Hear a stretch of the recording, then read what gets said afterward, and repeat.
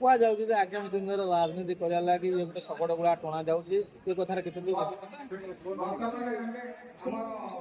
ନାଇଁ ଦୁନିଆରେ କୌଣସି ଜିନିଷ ଅସମ୍ଭବ ନାହିଁ, ସେ ସମ୍ଭବ ନ ହୋଇପାରିବ।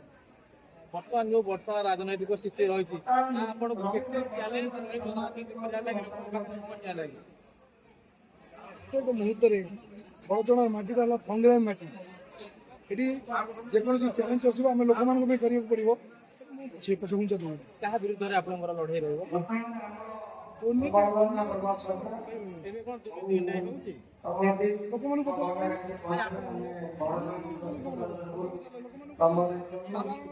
ଆଲୋଚନା ହେଉଛି ଅନ୍ୟାୟ କଣ ହେଉଛି, ଦୁର୍ନୀତି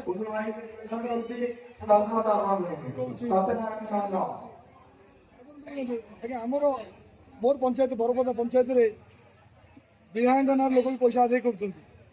ଆଜ୍ଞା 100, 200, 500 କରିକି କାହା ଭତ୍ତା ଦେବୁ ଇନ୍ଦିରା ଆବାସ ଦେବି ପଇସା ଆଦାୟ କରୁଛନ୍ତି। ପ୍ରମାଣ ନିଅନ୍ତୁ, ଖୋଜନ୍ତୁ ଆପଣଙ୍କ ମାଧ୍ୟମରେ ଖୋଜା ହଉ କଣ ସୁବିଧା ଅଛି?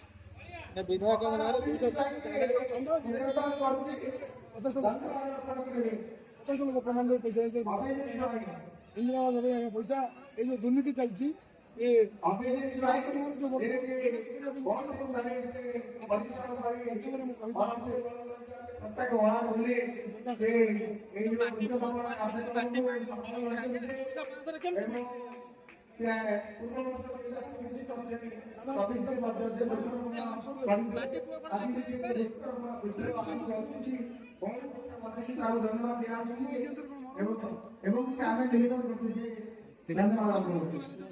ଜମରାଜ ଜାଣିନାହାନ୍ତି ଅସମ୍ଭବ। ଏହା ଦେହରେ ସାଧାରଣ ବୃକ୍ଷରୋପଣ କାର୍ଯ୍ୟକ୍ରମରେ ବି ବହୁତ ଦଲାଲ ଟାଉଟର ମାନେ କ୍ଷମତାଶାଳୀ ଲୋକ ବି ବନ୍ଦ ଲୋକଙ୍କୁ କରି ପଇସା ଖର୍ଚ୍ଚ କରି ବନ୍ଦ କଲା ପରେ ଲୋକ ବର୍ଷା ଖରା କିଛି ଖାତିର ନ କରିକି ଆଜି ଆସି ଯୋଗ ଦେଇଛନ୍ତି। ସେମାନେ ଡିସିଜନ କରିବେ।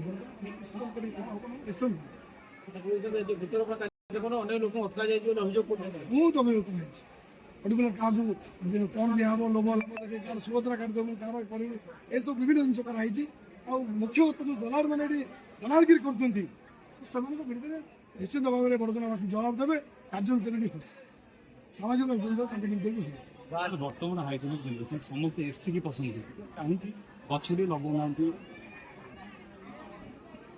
ଗଛ ଲୋକଙ୍କର ସବୁବେଳେ ଆଜି ବିଜ୍ଞାନ ଯୁଗର ଲୋକ କୋଟିପତି ହେବାର ଚିନ୍ତାଧାରା ଅଛି। ଗଛ ଲଗେଇ ଶାନ୍ତି ସୁଖରେ ରହିବା ଏ ଚିନ୍ତାଧାରା ଅଛି, ସେମାନେ ପରିପ୍ରକାଶ କରୁନାହାନ୍ତି। କାହିଁକି ଯେକୌଣସି ଜିନିଷରେ ଆପଣ ଯିବେ ସବୁବେଳେ ଦଲାଲ ଟାଉଟର ଆଗ ଧରିଲେ ବୁଲିଲେ କହିଲେ ଗଣମନ କଲେ। ଯୋଉ ଲୋକମାନେ ଦଲାଲ କରୁଥିଲେ ବିଗତ ଦିନରେ ବିଜେଡି ଦଲାଲ କରୁଥିଲେ ଅତୁଲ ସବ୍ୟସାଚୀ ଘରେ, ପ୍ରଫୁଲ୍ଲ ଘଡ଼େଇ ଘରେ ଏବଂ ଧାନୀ ଘଡ଼େଇ ଘରେ ଦଲାଲ କରୁଥିଲେ, ସେମାନେ ବି ଆଜି ଅନ୍ୟମାନଙ୍କୁ ଦଲାଲ କରୁଛନ୍ତି। ସେମାନେ ଦଲାଲ କରୁଥିଲେ ଯୋଉମାନେ ଯୋଉମାନେ ବୋମାତା ଥିଲେ ସେ ଲୋକ ଆମକୁ ବି ସମାଲୋଚନା କରୁଛନ୍ତି। ଦେଖନ୍ତୁ ଦେଖନ୍ତୁ ମୁଁ ଏବେ ବି କହୁଛି ସ୍ୱାଭିମାନ ପିଲା, ମୁଁ ବଡ଼ଚଣାର ପିଲା, ବଡ଼ଚଣା ନଦୀର ପିଲା। ସ୍ୱାଭିମାନ କାହା ପାଖରେ ବି କିନି ଏମଏଲଏ ହଉ ମନ୍ତ୍ରୀ ହଉ କାହା ପାଖରେ ଆମେ ସମାଲୋଚନା ଆଲୋଚନା ହଉଛି, ଆମେ କାହା ପାଖରେ ଟାଉଟର ଦଲାଲ କରିନୁ। ଯାହା ଯାଉଛି ସମୟ କହିବ। ରାଜନୀତିର ଇତିହାସ କହୁଛି ଯିଏ ତାଙ୍କୁ ରାଜନୀତିରେ ନାବାଳକରୁ ସାବାଳକ କରିଥିଲେ ସେ ତାଙ୍କ ସହିତ ମଧ୍ୟ ବେଇମାନି କରିଛନ୍ତି। ଇଏ ହଉଛି ବଡ଼ଚଣାର ଇତିହାସ।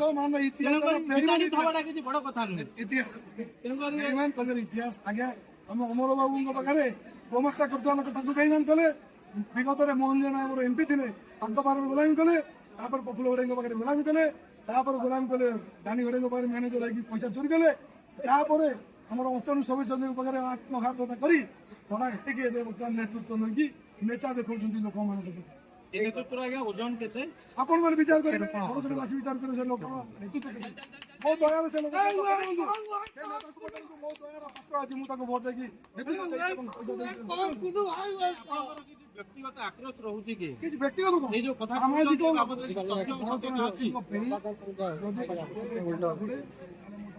ଜାଣିତରେ କାଢିଦେବି।